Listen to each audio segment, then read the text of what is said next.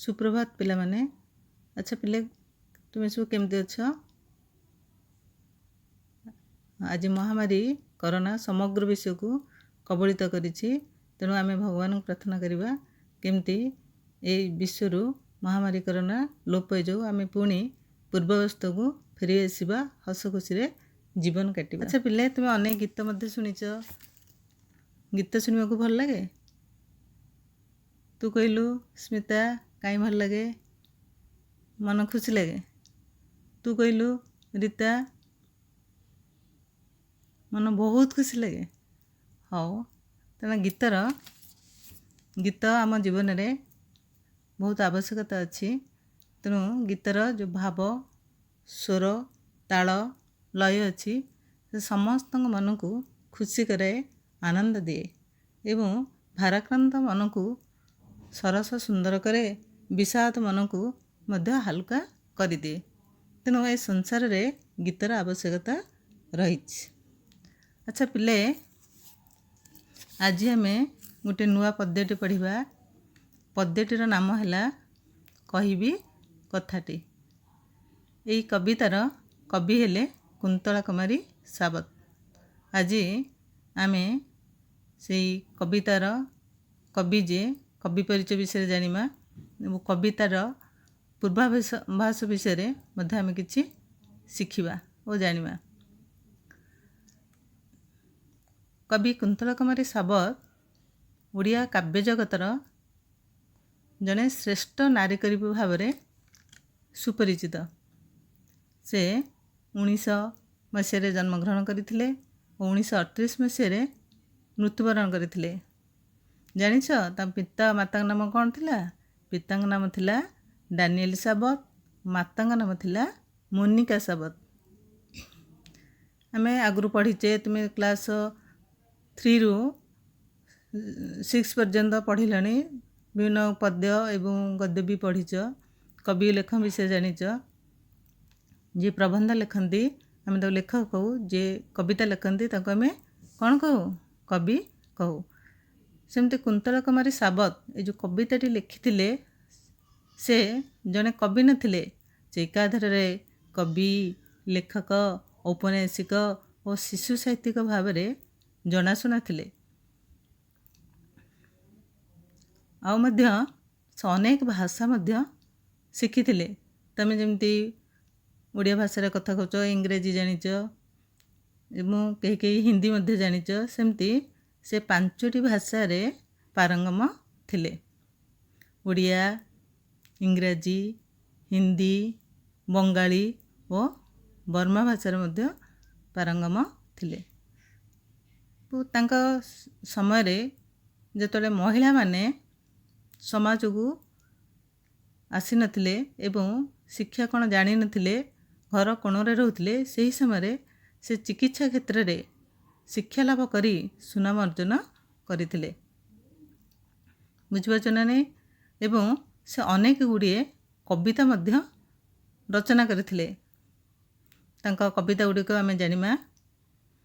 मन रख अंजलि, अर्चना, स्फुलिंग, ओडियांक कांदना, आह्वान आदि कविता ग्रंथ से रचना करथिले। ता व्यतीत आउ उपन्यास मध्य रचना करी ओडिया वाणी भंडार को से रुधिबंत करियछन्ति। ये नारी कवि कुंतला कुमारी सावत से 1925 मसीह रे एक उपाधि रे भूषित होइतिले एवं से उपाधिर नाम थिला उत्कल भारती। आमे जेमती तांको नारी कवि भाव से सुपरिचित थिले, सेमती उत्कल भारती कहिले आमे काहाको जानिबा ना कुंतला कुमारी सावत को जानिबा। अच्छा पिले तुमे कहिल आमे उपाधि पाइथिबा व्यक्ति नाम विषय आमे आगु बहुत पढ़ीचे।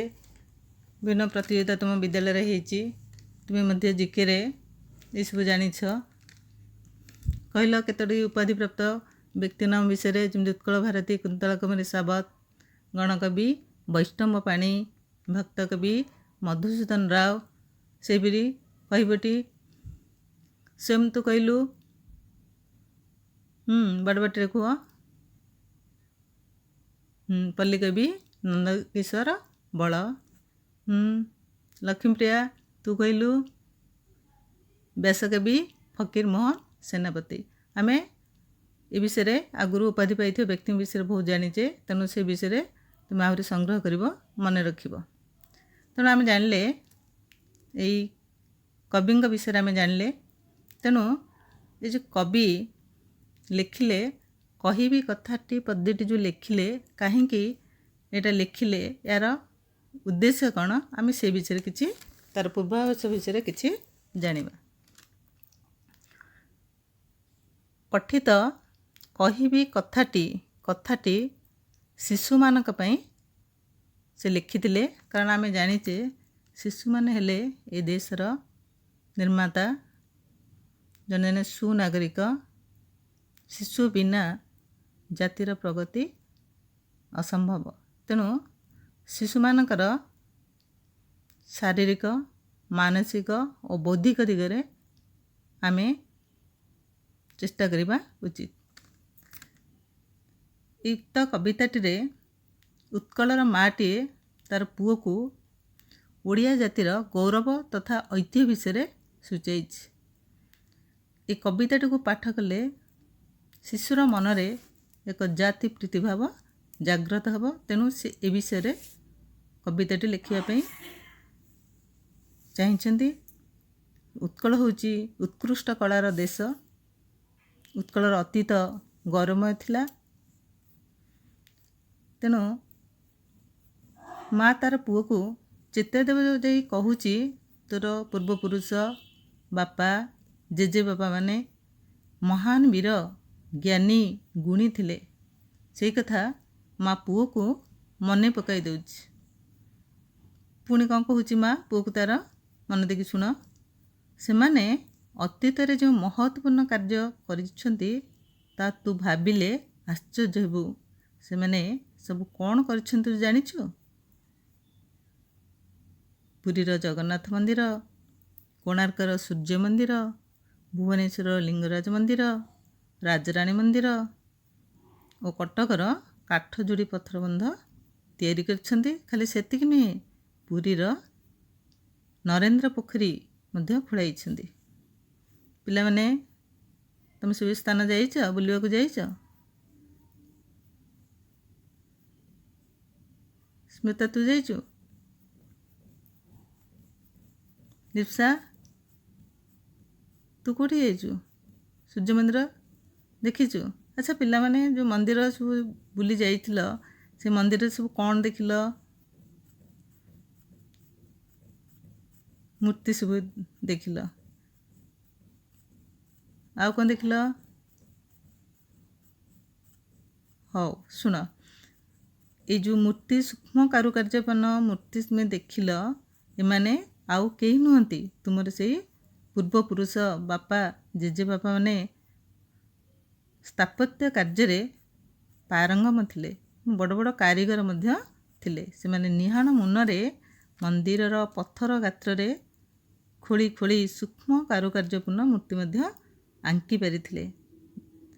ତେଣୁ ଯାହାକି ଆଜି ସେହି ସ୍ଥାନ ଆଜି ତୀର୍ଥସ୍ଥାନ ଓଡ଼ିଶାରେ ପାଲଟିଛି। ବିଭିନ୍ନ ସ୍ଥାନରୁ ଲୋକମାନେ ଏଠି ବୁଲିବାକୁ ଆସନ୍ତି। ତେଣୁ ଖାଲି ସେତିକି ନୁହେଁ, ମା ତା'ର ପୁଅ କହୁଛି, ସେମାନେ କ'ଣ ଥିଲେ? ତୋର ପୂର୍ବପୁରୁଷ ବାପା, ଜେଜେବାପାମାନେ ମହାନ ବୀର ଥିଲେ ଏବଂ ଜଣେ ସୁଯୋଗ୍ୟ ସନ୍ତାନ ଥିଲେ। କଳିଙ୍ଗ ରାଜା ଐର ଖାରବେଳ, ପୁରୁଷୋତ୍ତମ ଦେବ, ଅନଙ୍ଗ ଭୀମ ଦେବ ଓ ଯଯାତି କେଶରୀ, ଏମାନେ ମଧ୍ୟ ମହାନ ବୀର ଥିଲେ।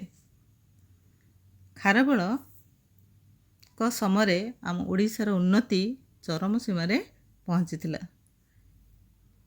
ଖାରବେଳଙ୍କ ବୀରତ୍ୱ ବଳରେ ସେ କ'ଣ କରିଥିଲେ ଜାଣିଛ? ସେ ବହୁ ଅଞ୍ଚଳକୁ ଜୟ କରି ଓଡ଼ିଶାର ସୀମାକୁ ଗଙ୍ଗା ଠାରୁ ଗୋଦାବରୀ ଯାଏଁ ବୃଦ୍ଧି କରାଇଥିଲେ। ତୁମେ ଖଣ୍ଡଗିରି, ଉଦୟଗିରି ଗୁମ୍ଫା ବୁଲିବାକୁ ଯାଇଥିବ, ଯାଇଛ? ସେ ଯେଉଁ ଖଣ୍ଡଗିରି, ଉଦୟଗିରି ଗୁମ୍ଫା, ସେ ହେଉଛି କାହାର କୀର୍ତ୍ତି କହିଲ? ସେ ହେଉଛି କଳିଙ୍ଗର ସମ୍ରାଟ ଐର ଖାରବେଳଙ୍କର କୀର୍ତ୍ତି। ଏବଂ ସେହି ସମୟରେ କେଶରୀ ବଂଶର ରାଜା ଯଯାତି କେଶରୀ ପ୍ରସିଦ୍ଧ ମଧ୍ୟ ଥିଲେ। ମା ପୁଣି ପୁଅକୁ ଅତି ଆଦରରେ ସ୍ନେହରେ ପୁଣି କହୁଛି ଯେ ପୁରୀର ଜଗନ୍ନାଥ ମନ୍ଦିର କିଏ ତିଆରି କରିଥିଲେ ଜାଣିଛୁ? ରାଜା ଅନଙ୍ଗ ଭୀମଦେବ ତାକୁ ତିଆରି କରିଥିଲେ। ଏମାନେ ଥିଲେ ମହାନ ବୀର ଏବଂ ସୁଯୋଗ୍ୟ ସନ୍ତାନ। ସେତିକି ନୁହେଁ, ସାହିତ୍ୟ କ୍ଷେତ୍ରରେ ସେମାନଙ୍କର ନାମ ମଧ୍ୟ ଅଗ୍ରଗଣ୍ୟ ଥିଲା। ମହାକବି ସାରଳା ଦାସ ଓଡ଼ିଆ ଭାଷାରେ ମହାଭାରତ, ବିଲଙ୍କା ରାମାୟଣ, ଚଣ୍ଡୀପୁରାଣ ରଚନା କରିଥିଲେ। ଏବଂ ଆଜି ଆମ ଓଡ଼ିଶାର ଘର ଘରେ ଯେଉଁ ଭାଗବତ ପାଠ କରାଯାଉଛି, ଅତି ବଡ଼ି ଜଗନ୍ନାଥ ଦାସ ସେ ମଧ୍ୟ ରଚନା କରିଥିଲେ। ତେଣୁ ସାହିତ୍ୟ କ୍ଷେତ୍ରରେ ମଧ୍ୟ ସେମାନେ କମ୍ ନଥିଲେ। ପୁଣି ମା ତାକୁ କହୁଛି ତୋର ସେଇ ବାପା, ଜେଜେବାପା ଓ ପୂର୍ବପୁରୁଷମାନେ ମଧ୍ୟ ବଡ଼ ବଡ଼ କବି ଥିଲେ। କବି ସମ୍ରାଟ ଉପେନ୍ଦ୍ର ଭଞ୍ଜ, ଅଭିମନ୍ୟୁ ସାମନ୍ତ ସିଂହାର କାବ୍ୟ କୃତିରେ ଏ ଦେଶକୁ ସମୃଦ୍ଧିଶାଳୀ କରିଯାଇଛନ୍ତି। ତେଣୁ ଅତୀତର ଗୌରବ ଐତିହ୍ୟ ବିଷୟରେ ମା ତାର ପୁଅକୁ ଅତି ସୁନ୍ଦର ଭାବରେ ବର୍ଣ୍ଣନା କରି ଏଠି କହୁଛି।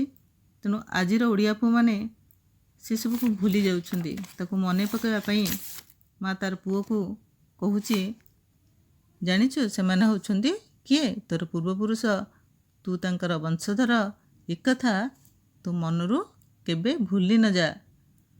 ନିଜକୁ ଓଡ଼ିଆ ବୋଲି କହି ତୁ ଗର୍ବ କର। ତୁ ମଥା ଟେକି ଚାଲ। ପ୍ରତି ମୁହୂର୍ତ୍ତରେ ତୁ ସେମାନଙ୍କର କଥା, କାର୍ଯ୍ୟ ଓ ପୂର୍ବପୁରୁଷଙ୍କ କୀର୍ତ୍ତିକୁ ମନରେ ସ୍ମରଣ କର। କିନ୍ତୁ ଆଜି ଓଡ଼ିଶାର ସେ ଗୌରବ କ'ଣ ହେଇଛି? ହଜିଯାଇଛି, ଶ୍ରୀହୀନ ହୋଇଯାଇଛି। ପୂର୍ବପୁରୁଷଙ୍କର ଗୌରବ କଥା ତୁ ମନରେ ସ୍ମରଣ କରି କାର୍ଯ୍ୟ କରିବାକୁ ମା ତାର ପୁଅକୁ ଆହ୍ୱାନ ଦେଉଛି। ତେଣୁ ପିଲାମାନେ, କୁନ୍ତଳ କୁମାରୀ ସାବତ ଅତୀତର ଗୌରବ ଓ ପ୍ରାଚୀନ କୀର୍ତ୍ତି କଥା ଶିଶୁମାନଙ୍କୁ ସ୍ମରଣ କରିବା ପାଇଁ ଏଠି ସୂଚାଇ ଦେଇଛନ୍ତି। କାରଣ ଶିଶୁମାନେ ହେଲେ ଏ ଦେଶର ଜାତିର ଜଣେ ଜଣେ ସୁଯୋଗ୍ୟ ସନ୍ତାନ, ସୁନାଗରିକ। ତେଣୁ ତୁମେ ଏ କବିତାଟିର ଭାବ ବିଷୟରେ ଜାଣିଲ। ତେଣୁ ଆମେ କହିବା ସମସ୍ତେ, ମୁଁ ଓଡ଼ିଆ, ମୋ ଭାଷା ବଢ଼ିଆ, ମୁଁ ଲେଖେ ଓଡ଼ିଆ, ପରିଚୟ ମୋ ଓଡ଼ିଆ।